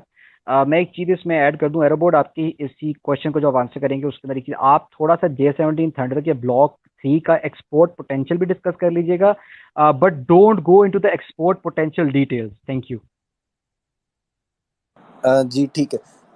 ये इन्होंने क्वेश्चन पूछा था आई थिंक कि लिंक 17 जो है वो JF-17 लाइट वेट है और J10C मीडियम वेट है, तो वो कैसे, तो जो ये जो डाटा लिंक्स होते हैं ये एवियोनिक्स रिलेटेड होती हैं। तो ये एक सॉफ्टवेयर पैच से रेडियो फ्रीक्वेंसी के ऊपर इंफॉर्मेशन एक्सचेंज हो सकती है इन बिटवीन डिफरेंट प्लेटफॉर्म्स। अब प्लेटफॉर्म्स में सिर्फ फाइटर जेट्स नहीं आते, ऑब्वियसली उसमें ground station, UAVs, airborne early warning platforms, electronic warfare platforms, fighter platforms, attack platforms, जितनी भी the entire gamete of the air forces assets जो एक इंटीग्रेटेड ऑपरेशन में एयर में मौजूद हैं, वो सारे इंफॉर्मेशन एक्सचेंज कर सकते हैं। तो फॉर एग्जांपल कि आपके पास एक JF-17 है, एयर वॉरफेयर सिनेरियो में उसने अपनी BVR मिसाइल्स फायर कर चुका है। उसके पास एक पॉड है जो एक और एयरक्राफ्ट को कि वो ज़्यादा करीब है, या एक सेकंड जो उसका विंगमैन है उसको फायरिंग सॉल्यूशन नहीं मिला और दूसरे को मिल गया है, तो वो इंफॉर्मेशन शेयर कर सकता है अपने विंगमैन के साथ। अगर उसके पास मिसाइल अवेलेबल है तो वो उन कोऑर्डिनेट्स के साथ फायर कर सकता है। सिमिलरली एयर टू ग्राउंड के अंदर अगर एक एयरक्राफ्ट के पास टारगेटिंग पॉड है और दूसरे के पास नहीं है, दूसरे के पास ये लेज़र गाइडेड बॉम्ब है या कोई भी मतलब प्रिसिजन बॉम्ब है, तो वो कोऑर्डिनेट्स शेयर हो सकते हैं। और भी काफ़ी चीज़ें हैं जो हो सकती हैं। तो जो J-10Cs पाकिस्तान ले रहा है, ऑब्वियसली उसमें जब भी पाकिस्तान कोई चीज़ लेता है बाहर से, कोई नया प्लेटफॉर्म, तो उसके अंदर ऑब्वियसली हम ऑफ द शेल्फ ऐसे ही नहीं उठा लेते, उसमें काफ़ी पाकिस्तान स्पेसिफिक सब सिस्टम्स लगेंगे अकॉर्डिंग टू आवर रिक्वायरमेंट्स। तो जो लिंक डाटा लिंक की बात है, इट्स जस्ट सॉफ्टवेयर रिलेटेड, जो क्योंकि थैंकफुली वो सॉफ्टवेयर खुद चाइनीज़ ने बनाया, तो we would have no problem integrating that platform into the air order of battle जो पाकिस्तान एयरफोर्स में प्रेजेंट है। अच्छा, बाकी जो बात आ गई JF-17 ब्लॉक 3 की एक्सपोर्ट पोटेंशियल में, वो I mean it's a very exciting aspect कि जो there are multiple countries extremely interested in the JF-17 block 3, जिनमें मोटी मोटी मैं कुछ बता दूं। अच्छा, मैं ये भी चीज़ ऐड कर दूं कि जब भी कोई न्यूज़ निकलती है कि JF-17 ब्लॉक 3 कोई कंट्री इंटरेस्टेड है, तो उसके 1-2 हफ्ते के अंदर ये भी न्यूज़ निकल आती है इंडियंस की तरफ से कि वो तेजस के अंदर भी इंटरेस्टेड है। तो वो इंडियंस जो हैं वो बड़े क्लोजली फॉलो करते हैं कि कौन सी कंट्रीज़ हैं जो ब्लॉक 3 में इंटरेस्टेड हैं, और फिर वो through their very vast network of fake news, वो कोई कहीं ना कहीं से किसी वेबसाइट से आर्टिकल निकल जाता है कि उस कंट्री में, तो वो सर्टेनली प्रोपेगेंडा करते हैं इस चीज़ के ऊपर। एक्सपोर्ट पोटेंशियल में JF-17 का there is Malaysia, there is Iraq, there is Argentina. अच्छा, बाकी जो जब इस प्लेटफॉर्म को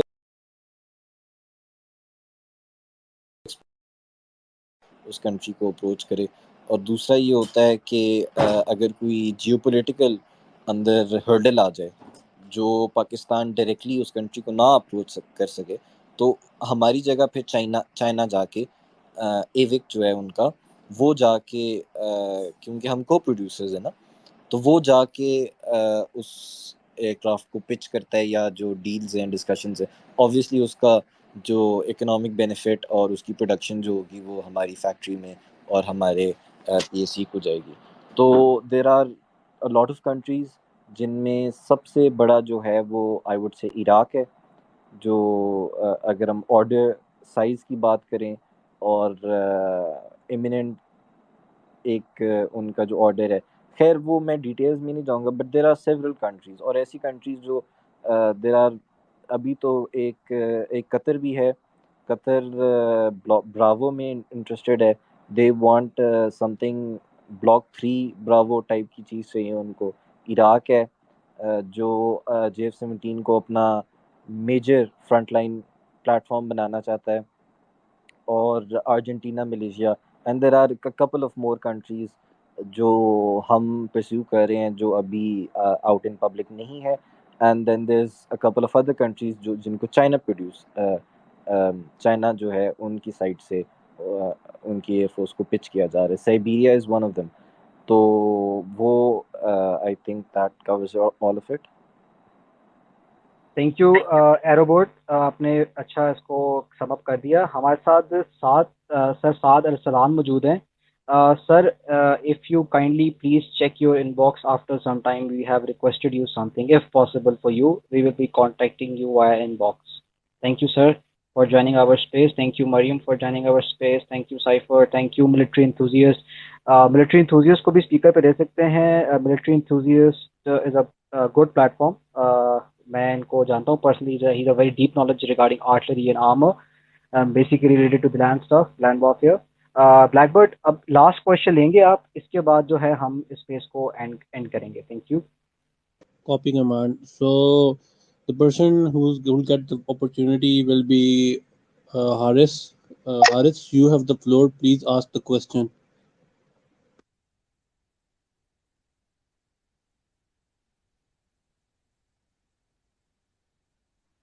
अस्सलाम वालेकुम। इंडिया एजरम ला रहा है सभी अपनी प्रोडक्शन पे ना, एयरक्राफ्ट पे को प्रोडक्ट, सॉरी एजरम जो ला रहा है, तो उसके कंपटीशन में हमारे पास क्या है?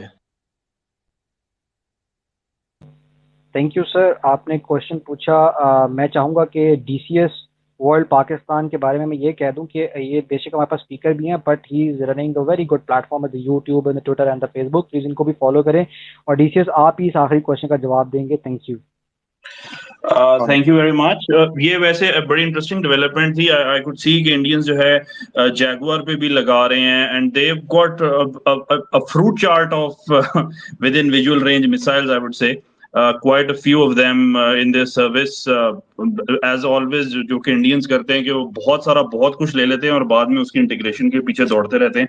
पाकिस्तान का जी बड़ा सिंपल सी अप्रोच है। अमेरिकन सिस्टम्स में हमारे जो AIM-9 ML और उनके जो एडवांस वर्जन हैं वो है हमारे पास। चाइनीज PL-5 है, और जो सबसे इंटरेस्टिंग डेवलपमेंट है that is the PL-10। PL-10 is comparable to any system that is in place with India. High off bore sight उसके अंदर सिस्टम है। सिंपली उसको इस तरीके से बताऊं कि जो मिसाइल की देखने की सलाहियत है और हीट सीक करने की सलाहियत है अपनी नाक के मुख्तलिफ चारों तरफ डिग्रीज में, वो PL-10 की काफ़ी ज़्यादा है। उसमें बहुत बेहतर सीकर है। इसके अलावा वो जो हेलमेट माउंटेड क्यूइंग सिस्टम आपने नाम सुना होगा, यानी कि जहाँ पायलट अपना जिस सिम्त में पायलट देख रहा होता है उस सिम्त में मिसाइल भी उसके साथ साथ देख रहा होता है, और जहाज की मूवमेंट के एंगल और मिसाइल की फ्लाइट का एंगल दोनों में काफ़ी डिफरेंस भी होता है। इसका प्रैक्टिकल तजर्बा हम आपको होपफुली किसी वीडियो में करके दिखाएंगे जब हम AIM-9X मिसाइल के साथ, शायद that would give a better understanding of how that works. तो हमारे पास भी ऐसे सिस्टम्स हैं। ऑफ कोर्स J-10 जब आ जाएंगे, JF-17 ब्लॉक 3 जो हैं, F-16 के सारे सिस्टम्स में हेलमेट माउंटेड क्यूइंग सिस्टम जब आ जाएगा, तो pretty much all of our aircraft, I think with the exception of the Mirage, बाबा जी जो रह जाएंगे हमारे, उसके अलावा all Pakistani aircraft will also be equipped with similar kind of comparable systems. Thank you so much DCS, आपने बहुत ही कॉम्पैक्ट और बहुत ही अच्छा जवाब दिया। Before going towards the closing remarks from both the Suhail भाई and Aerobot, I would request all our followers to please go to our YouTube channel, which is Pakistan Strategic Forum. वहाँ पे हमने बड़ी कॉम्पैक्ट और बहुत अच्छी वीडियोस हम upload करते हैं। एंड आई अपोलोजाइज कि हम कुछ ऐसे अपलोड नहीं कर रहे ड्यू टू सर्टेन रीजंस। हम थोड़े ट्विटर पे फोकस थे, but now from Monday our YouTube channel will be very much working. You can go to the DCS World Pakistan's YouTube channel. They are doing an awesome work by visualizing what can happen in the real combat scenario. For any aircraft material regarding the Pakistan Air Force or the land systems Pakistan has, or the naval systems Pakistan has, you can go to the pakstrategic.com, which is the website of Pakistan Strategic Forum, pakstrategic.com. तो वहाँ पे we have more than 400 plus articles regarding the weapon systems, not only of Pakistan but of India and other stuffs. तो आप वहाँ जाके भी study कर सकते हैं. We have a lot of articles जिनसे आप फायदा उठा सकते हैं. Last but not the least, I would request all our followers to please follow the Corona SOPs. एक मेरा आखिरी मैसेज मैं दूंगा, वो ये है कि faith, unity and discipline. Okay, try as much as to be united. ठीक है, छोटी मोटी चीज़ें लाइफ में इंसान की होती रहती हैं.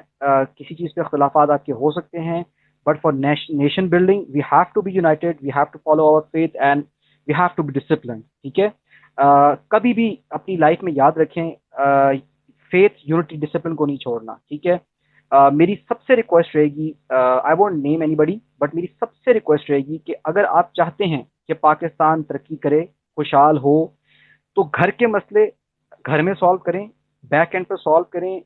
आई वोंट नेवर रिकमेंड कि आप मसले को लेकर ट्विटर के ऊपर अपलोड कर दें, फेसबुक पर अपलोड कर दें और उसके बाद उस बात का बतंगड़ बना दें.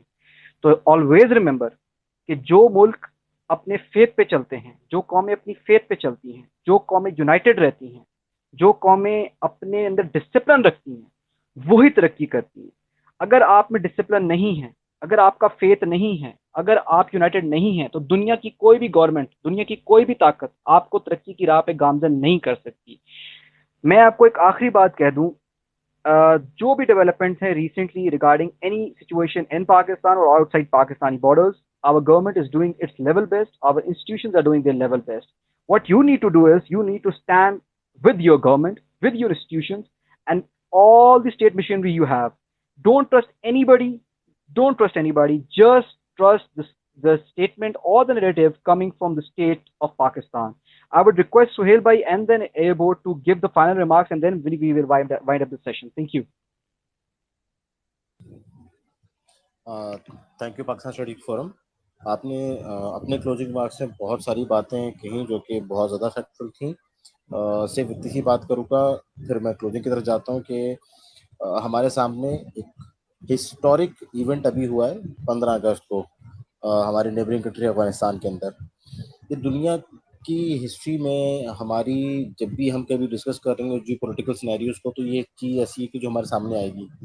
क्या हुआ कि जो उनकी गवर्नमेंट थी, अफगानिस्तान की गवर्नमेंट, उनकी फ़ौज 3 दिन से ज़्यादा स्टे नहीं कर सकी अपने मामलात को लेके. टोटल 9 दिन के अंदर पूरा अफगानिस्तान फॉल हो गया.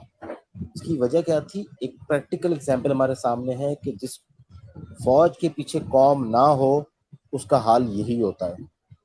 सिंपल. मैं इसके मज़ीद डिटेल में नहीं जाता, कौन सही कौन गलत मैं कुछ नहीं कहता. मैं सिर्फ इतना कहता हूँ कि जिस कौम फौज के पीछे कौम नहीं होगी उसका हाल यही होगा. और आप एंड ऑफ द डे अगर सारे सिनेरियोज को जज कर रहे हैं, आप बेहतर जज करने वाले हैं, तो आपको जो भी डेवलपमेंट अभी हमारे पड़ोस में हुई है उसके कहीं ना कहीं रिजल्ट्स आपको हमारी साइड पे पॉजिटिव एंड पे नजर आना शुरू होंगे. तो आई थिंक हमें टोटल गवर्नमेंट को सपोर्ट करना चाहिए. कोई भी गवर्नमेंट कोई भी डुबाने के लिए नहीं बैठा हुआ यहाँ पे. ठीक है, मुख्तलिफ मसले मसाइल होते हैं या प्रॉब्लम्स होती हैं, लेकिन वो हमारी एक कॉमन मैन की सोच से बहुत ऊपर की चीज़ होती है. सिर्फ एक ट्रस्ट करें अपने इदारों पर, अपनी गवर्नमेंट के ऊपर. वो अच्छा कर रहे हैं और अच्छे रिजल्ट्स इंशाल्लाह आएंगे. Thank you very much. मैं एक आखिरी बात ऐड करूँगा regarding some important developments coming on. उसमें सिर्फ ये चीज़ें देखें कि ये मैं बात कैटेगोरिकली कहूँगा आपको, और बहुत कैटेगोरिकली कहूँगा, और इसलिए कहूँगा कि because I felt that it needs to be said. Blackbird, I am audible? Yes, you're audible, loud and clear. Yes, you are audible. Okay okay मैं कैटेगोरिकली ये बात कहूँगा कि anyone on the Twitter, on the Facebook, on Instagram, or any other social media platform, if he or she is claiming that that particular person is from any institution, don't trust them. Okay, our institutions are professional. Okay, they have proper Twitter handlers and proper Twitter accounts. Okay, if they want to say something, they have proper official blue tick accounts. They don't give such important tasks to handle the state to minions and the clowns. Okay, so always trust the original handles of our state platforms, be it the government of Pakistan or be it any institution of Pakistan, because it's very necessary to understand that nobody here, even PSF, Sohail Bhai, DCS World Pakistan, or Sir Sadiq, or Blackbird, or Panther Jagger, or Zair, or military enthusiast, nobody is a state representative. What we are doing is doing in our capacity. We don't belong to any organization or say that we are from them or any other organization. If somebody claims that he is, trying to be from, he's trying to portray कि वो किसी organization से है, it's completely false. Don't fall for the propaganda. And I request everyone, since हम सब बहन भाई हैं, यहाँ पे हम पाकिस्तानी हैं, हम सबका एक मजहब है, और अगर कोई हमें माइनॉरिटी भी है तो नो प्रॉब्लम, आप पाकिस्तानी हैं, आप हमारे भाई हैं या हमारी बहन है।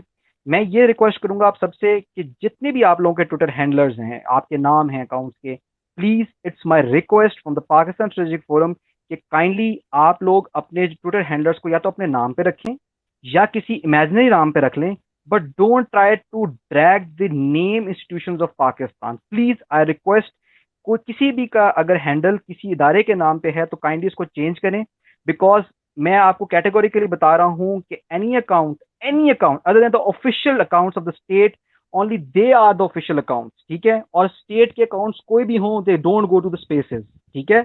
Their strictly purpose is the policy making and other stuff. वो स्पेसेस में जाके फतवे नहीं लगा रहे होते, ठीक है। मैं ये बात इसलिए कहना चाह रहा था because I have been through some things, I have seen some things. Nobody, I am repeating, nobody is the representative of states, any institution in the space or on the social media. So anybody who is using the state institution's name is not from the state. Okay, so ये चीज बिल्कुल clear कर लें। अगर आप कोई बंदा भी कहता है मैं फलां हूँ, वो फलां नहीं है, ठीक है। मेरी सबसे रिक्वेस्ट है कि आप सब लोग जिनके भी नाम हैं, आप लोग अपने किसी इमेजिनरी उसके ऊपर नाम रख सकते हैं। जिस तरह मेरा कॉल साइन एंटाई है, ब्लैकबर्ड का कॉल साइन ब्लैकबर्ड है, टीसीएस वर्ल्ड पाकिस्तान बैठे हुए हैं, बहुत मल्टीपल लोग यहाँ बैठे हुए हैं, साइफर बैठे हुए हैं, पैंथर जैगर बैठे हुए हैं। प्लीज मेरी सबसे रिक्वेस्ट है, कोई भी अपना खुद साख्ता तर्जुमान ना बने, ठीक है। इससे मुल्क के लिए प्रॉब्लम्स क्रिएट होते हैं, मुल्क की बदनामी का जरिया बनते हैं। और मेरी सब बहन भाइयों से रिक्वेस्ट है कि जब भी आप सोशल मीडिया पे आएँ, आप कोशिश करें कि आप कौम को यूनाइट करें, ठीक है। प्लीज मेरी आप सबसे रिक्वेस्ट है, क्योंकि unity is strength. Always remember that united we stand, divided we fall. From this sentence I would request everyone and thank everyone कि आप लोग सब स्पेस में आए। सबके आने का शुक्रिया। मरियम, मुझे आपकी रिक्वेस्ट मौसूल हो रही है स्पीकर पर, एक्सेप्ट नहीं हो रही है, तो मैं इंशाल्लाह अगली स्पेस में आपको जरूर लूंगा। लेकिन thank you so much Maryam for following PSF and to be in this space. You are very respectable to us, and Sir Saad as well, and everybody who was in this space as a speaker or in any capacity. Is Mariam with us? Yeah, I'm here. Can you guys hear me? Yes, Mariam. Please, go ahead. You guys, I just wanted to say that this was a really good space session, and I really appreciate the unique style in which you guys conducted the space. आपका जो ये आखिरी message था, it was very heartwarming, and it was so important.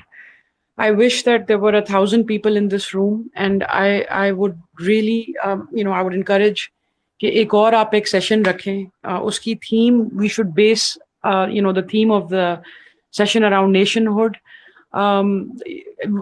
मुझे नहीं समझ आती कि there's times जहाँ पे हमारी इतनी गंदी publicity हो रही होती है, looking at ये जो अफगानिस्तान की ambassador की बेटी के साथ जो हुआ है, अगले दिन it was on Washington Post, New York Times, it was all over the international news. The damage was done until it was out there कि जी, it wasn't what it seemed.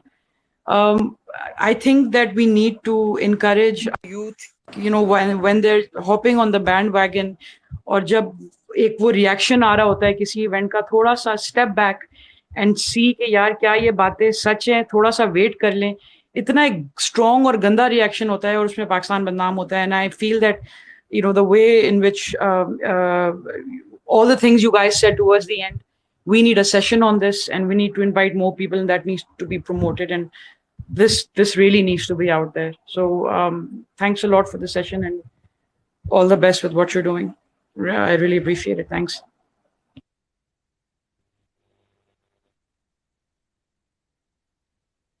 Thank you Maryam, आपने बहुत ही देर हमें सुना भी और आप session में आई भी. We really respect you, we respect every Pakistani, and we say to every Pakistani कि आपका कोई भी नज़रिया हो सकता है अनटिल के अनलेस वो रीज़न में नहीं आता. तो आप हमारे बहन हैं, आप हमारी भाई हैं हमारे. बस मैं बिल्कुल मरियम की बात को सेकंड ही करूंगा एंड में कि बिल्कुल हम सेशन रखेंगे फेथ यूनिटी डिसिप्लिन के ऊपर, and I will request Blackbird to start working on it, and we will invite each and every Pakistani to join that session which will be on faith unity and discipline. मैं हमेशा देखें Pakistan strategic forum, some time you will see, मुझे पता है मैं खुद ज़्यादा Twitter को यूज़ करता हूँ, मैं ज़्यादा होता हूँ ट्विटर के ऊपर. अगर मैं पीएसएफ अकाउंट ना भी चला रहा हूँ तो मैं अपनी किसी और आईडी से होता हूँ ट्विटर के ऊपर. और मुझे पता है कि बहुत से लोग हमसे बहुत सी चीज़ों पे हमारा मशवरा मांग रहे होते हैं, हमारी राय मांग रहे होते हैं. देखें, हर चीज़ के ऊपर मशवरा राय देना ना उस मोमेंट पे ज़रूरी नहीं होता. मैं किसी कॉन्टेक्स्ट में बात कर रहा हूँ, जो समझदार हैं वो समझ जाएंगे. तो हम इसलिए अपनी राय देते हैं कि देखें, दो चीज़ें हैं.